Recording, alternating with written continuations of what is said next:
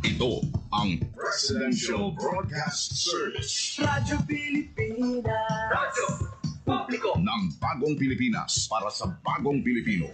Naghahatid ng mahahalagang balita at impormasyon na guugnay ng pamahalaan sa sambayanan. Tulay sa himpapawid ng serbisyo publiko. Radyo Pilipinas. Radyo Publiko. Ang boses ng Pangulo. Sa Iloilo, Radyo Pilipinas. 585 AM. Oras sa Radyo Pilipinas, alas 8:01 sa aga. Nagapanguna nga balita sa syudad, sa mga banwa, sa probinsya sa Iloilo, kag kaingon nga mga probinsya. Mga pananawon sa likod sa mga balita. Inyong mabatian sa Radyo Pilipinas Iloilo News. Mga balita na magasugata sa inyong nga aga. Ginbantayan, ginsunod, gintipon sa Radyo Pilipinas Iloilo News Team. Gikan sa hulot balitaan. Diretso sa inyong palamatian. Yari ang Radyo Pilipinas Iloilo News.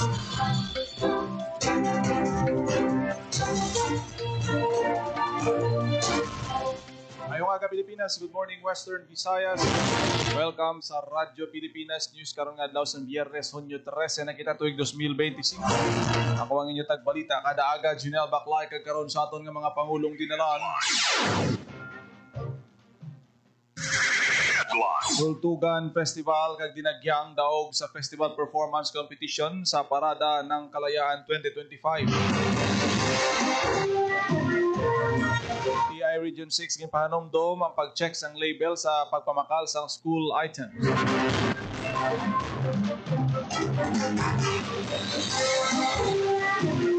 Selebrasyon sang Araw ng Kalayaan sining nga tuig. Hihinga Independence Day celebration ni Mayor Jerry Treñas bilang alkalde sa siyudad sang Iloilo. Kahilwayan, pinakamahal kag pinaka-demanding nga bugay suno naman kay Negros Occidental Governor Lacson. Iloilo City Task Force MPAX gintukod agud mag-monitor sang monkeypox cases sa syudad. Masobra sa kamilyon ka pesos nga balor sa illegal nga droga na kumpiska sa buy-bust operation sa Santo Niño Norte, Arevalo. Wanted person nga may kaso nga qualified rape nadakpan sa Kalinog. Kag bloodletting activity giniwat sa syudad Sampasi, 300 ka mga pasinhon nagdonar sang ila hamili nga dugo. Oras sa Radyo Pilipinas alas 8:04 sa aga kag karon sa detalye na sang aton mga balita lokal. Radyo Pilipinas. Radyo Pilipinas News. Tultugan Festival kag dinagyang nagdaog sa Festival Performance Competition sa Parada ng Kalayaan 2025. Radyo Pilipinas. Radyo Pilipinas. Balita. Double podium ang nasiguro sa Iloilo sa giniwat nga festival competition kadungan sa selebrasyon sa ika-127 nga Philippine Independence sa Manila June 12. Gindeklara nga kampiyon ang Tultugan Festival sa Maasin Iloilo sa Festival Performance Competition sa Parada ng Kalayaan 2025. Samtang ang ikaduwa nga pwesto ang ginkuha naman sa dinagyang festival sa Iloilo City. Kumadumduman ang Tultugan sang Maasin ang nagkampiyon sa kasadyahan sa Kabanwahanan 2025. Ang tribu Panay sa Fort San Pedro National High School naman ang nag-represent sa dinagyang festival tapos niya nagpadulong sa usa ka Japan ang tribu Pagidait 2025 dinagyang festival champion para mag-represent man sa festival sa World Expo. Para sa Bagong Pilipinas, Hope Torrechante, Radyo Pilipinas. Radyo Pilipinas. Radyo Pilipinas News. Cry of Santa Barbara nagpangaduha sa Parada ng Kalayaan 2025 Historical Float Design Competition. Sa detalye sang balita. Radyo Pilipinas. Radyo Pilipinas. Report. Wala man nadepensahan ang kampyonato sulod sa gihapon ang float ng Iloilo Province sa Best Float sa Parada ng Kalayaan 2025 Historical Float Design Competition. First runner-up ang nadagaan sa Cry of Santa Barbara sang Iloilo, pangaduwa sa IKC Candon sang Candon, Ilocos Sur na nagkampyon sining nga tuig. Malipayon man na magapauli sa Negros Occidental ang Bago City LGU bangod ang 5 de Nobyembre Rebo ang nagpangatlo nga lugar sa float competition. Kumadumduman sa 2024, ang Cry Santa Barbara Float ang nagkampiyon sa paindis-indis sa dinang padya sa probinsya din turnover sa Santa Barbara LGU. Para sa Bagong Pilipinas, Mr. Chate, Radyo Pilipinas, Radyo Pilipinas. Radyo Pilipinas News. Ginpasalamatan ni First Lady Lisa Marcos si Governor Arthur Defensor Jr. sa pagpasakop sa probinsya sa Parada ng Kalayaan 2025 bilang kabahin sang ika-127 ng anibersaryo sang Philippine Independence. Ginpahayag sang First Lady ang iyang pagpasalamat sa lokal nga panguluhan sa probinsya sa Iloilo bangod sang ginpakita nga matahom nga float parade competition sang Cry of Santa Barbara Iloilo. Samtang ang Tultugan Festival naman sang maasin na nagpasakop man sa Festival Performance Competition. Radyo Pilipinas. Radyo Pilipinas News. Nagpanomdom ang Department of Trade and Industry Western Visayas sa tanan nga nagapamakal sang school items kay mag-check sang label. Sa pagbakal sang pad paper, i-check ang numero sang panit, klase sang papel, brand name o trademark, pati na ang pangalan kag address sang manufacturer. Sa lapis, pangitaw ng brand name o trademark, hardness symbol, kag pungsod kung sa diin iniinigin obra. Sa Crayola naman, magluwas sa mga nasambit ng mga detalye, importante nga ma-check kung may nakasulat nga non-toxic na napahayag nga ini nakapasar sa ginpanugutan nga toxicity level sang Food and Drug Administration. Panugyan sang DTI sa publiko likawan ang rush kapag pamakal sang temprano, mag-check kung may promo o kung diskwento. Kagamiton ang ginpagwa nga price guide agud mangin wais sa pagbakal sang mga school items. Radyo Pilipinas. Radyo Pilipinas News. Ang ika-127 nga selebrasyon sa kahilwayan sa Pilipinas ang ulihi nga Independence Day celebration ni Iloilo City Mayor Jerry Treñas. Inimpahayag mismo sa alkalde sa speech sa giniwat sa seremonya sa atubang sang City Hall na imbuluan nga matapos ang termino sang tatay nga Treñas sa Hunyo sa tapos nga nagdesisyon nga hindi na magpapili sa 2025 midterm election. Sabay lubos lang siya sa giman bata nga si Raisa Treñas Chu nga nagdaog sa pagka-alkalde sa siyudad sang Iloilo. Suno kay Treñas, lapit 4 ka dekada siya sa politika, nagserve sa City Hall kag nangin House of Representatives member. Gindumduman sang outgoing mayor ang mga nangin panlakaton sa siyudad halin sa tubtob sa karon. Radyo Pilipinas. Radyo Pilipinas News. Sa iban pang balita, DOH USEC Mary Ann Palermo dinapit nga bisita sa selebrasyon sa 127th Philippine Independence Day sa Banwa sang Santa Barbara. Radyo Pilipinas. Detalye sang balita. Nangin madinala ko sa ulog sa 127th Independence Day sa Banwa sang Santa Barbara, Iloilo. Kadungan sa pagkanta sang lupang hirang ang pagpasaka man sang isa sa pinakadako nga hayay sang pungsod Pilipinas nga nagalaba sang 20 by 40 feet. Ginpangunahan ng Department of Health Undersecretary Dr. Mary Ann Palermo Maestral ang selebrasyon bilang keynote speaker sa kahiwatan. Naghalad man sang bulak ang opisyal sa statwa ni General Martin Chufilo Delgado, isa sa mga Ilonggo nga baganihan nga nagpakigbato sa kahilwayan sang pungsod. Sa iyang mensahe ginpahanumdum siniyang kang tanan sang kahilwayan padulong sa handom nga maayong nga buwas lamlag. Dugang pa ni Maestral, kilala ang Cry of Santa Barbara sa istorya sang kaisog sa mga Ilonggo nga instrumento sa naangko na kahilwayan kag gini ang dapat magapabilin nga inspirasyon. Bilang opisyal sang DOH, ginpahayag sini nga handom niya ang pagbuligay kag paghugpong agud maangko ng kahilwayan sa malnutrisyon, gutom, kapigaduhon, kakulang sa edukasyon, bagay nga ginatingwaan nga malampuasan sang mga Pilipino.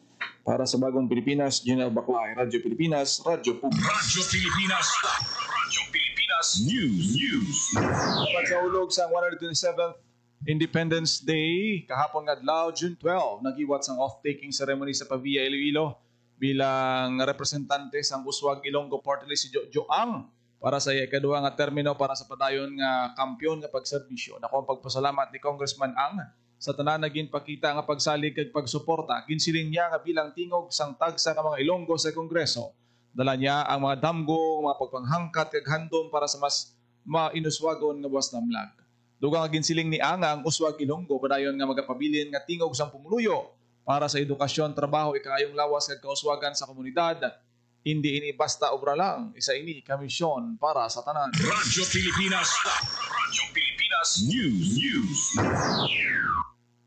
Sa ibang pang balita, ginlaragway ni Negros Occidental Governor Eugenio Lacson nga most costly kag most demanding blessing ang kahilwayan sang pungsod. Pagpatag ni Governor Lacson, most costly ini para sa mga baganihan nga Pilipino nga nagsakripisyo sa ilang kabuhi, kag most demanding para sa karon nga mga Pilipino nga gintugyan sa obligasyon nga halungan ini. Ginpanumduman sang gobernador sa tanan nga Negrense nga wala sang basta-basta ginhatag sa aton kamalaman ng kahilwayan.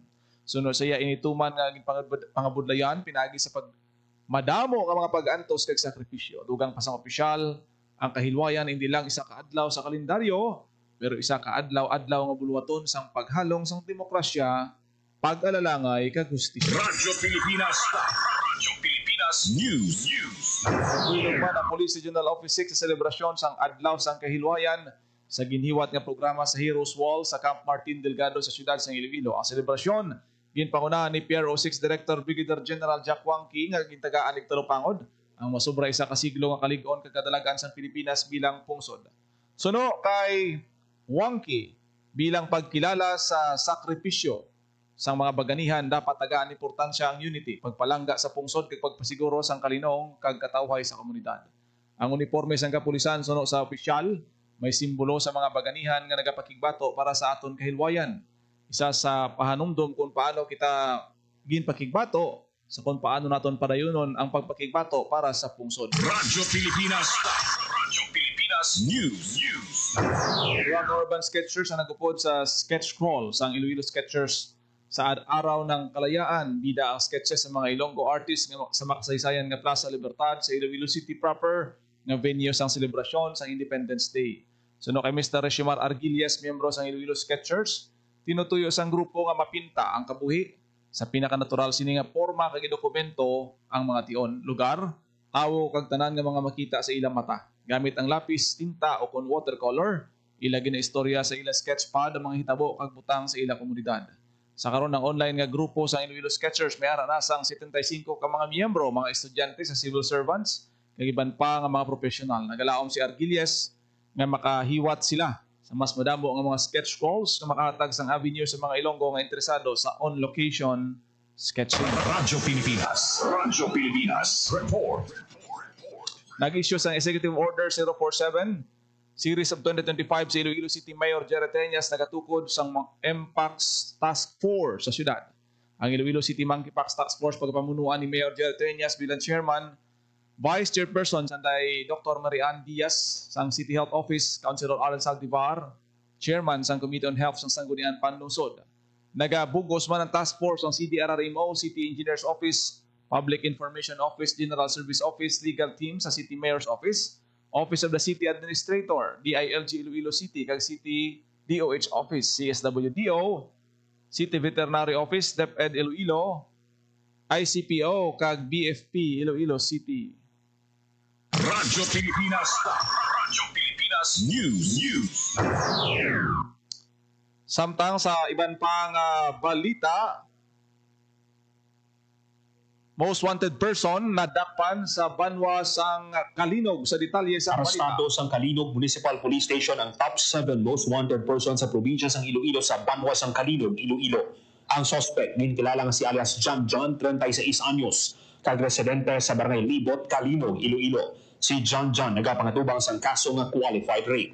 Sunod kay Police Colonel Roland V. Bulalakaw, Officer Charge sa Iloilo Police Provincial Office, nakatutok ang Ilonggo Cup sa paglagas sa mga may salabton sa layi para matagan hustisya ang ilang mga nabiktima. Dakuang papel sa mga pumuluyo nga nagatag sa impormasyon sunod kay Bulalakaw agud matumod ang lokasyon sa mga wanted persons sa komunidad. Sa karon yara na sa kustudiya sa kapulisan si John. Para sa Bagong Pilipinas, Paul Parosa, Radyo Pilipinas, Radyo Publiko. Radyo Pilipinas News. Ang katos ka IDP sa La Carlota City mahimo nga makapauli na sa ilang mga puluyan sugod sa Hunyo 13. Radyo Pilipinas. Radyo Pilipinas.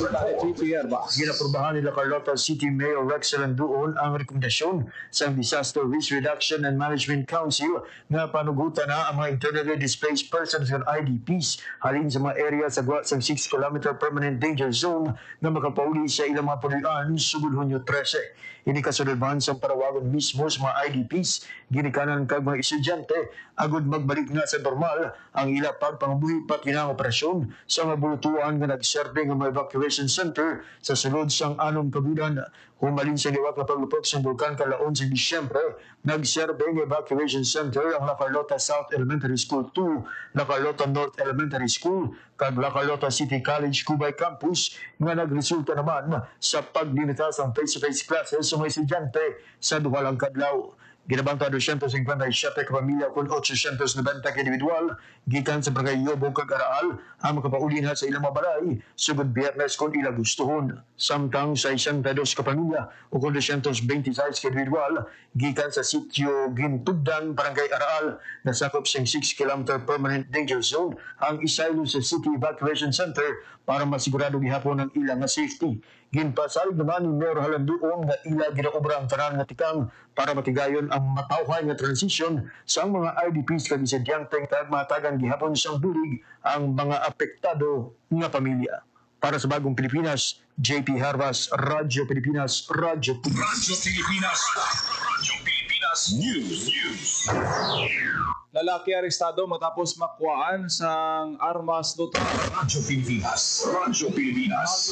Arestado sa Iloilo City Police Station 7 ang isa ka lalaki matapos makuhaan sa illegal nga armas kag bala sa ginpatigayon nga raid. Ang suspect din kilalang si alias Dako, 29 anyos, kay residente sa barangay Halandoni, Wilson City proper, Iloilo City. Na-recover sa kapulisan isa ka unit ng homemade caliber .45 pistol, break type single shot kay 3 pieces and live .45 caliber ammunition. Kaso nga paglapas sa Republic Act 10591, ito ng Comprehensive Firearms and Ammunition Regulation Act ang pag-atubangon sa suspect. Ginapangabay sa Iloilo City Police Office ang publiko nga mangin mabinantayon kag suportahan ang kampanya sa kapulisan batok sa illegal nga armas sa syudad sa Iloilo. Para sa Bagong Pilipinas, Paul Tarosa, Radyo Pilipinas, Radyo Publiko. Radyo Pilipinas. Radyo Pilipinas News. Police Regional Office 6 nagapanghanda na sa pagbukas ng klase. Radyo Pilipinas. Radyo Pilipinas. Ang balita. Nagkahanda ng Police Regional Office 6 sa pagbukas ng klase sa mga pampublikong eskwelahan sa Lunes, Hulyo 16, 2025. Sunod kay PRO6 spokesperson Arnel Solis, planchado na ang security plan sa kapulisan sa pagaynon ng pagbantay sa masunod na semana. Pasangkaron sa PRO6 ang police visibility pinay sa pagpatagaan sa mobile kag foot patrol sa mga eskwelahan. May koordinasyon man ng kapulisan sa mga traffic auxiliary bawang ginarauman ang mabugat na trapiko sa una nga adlaw sang klase.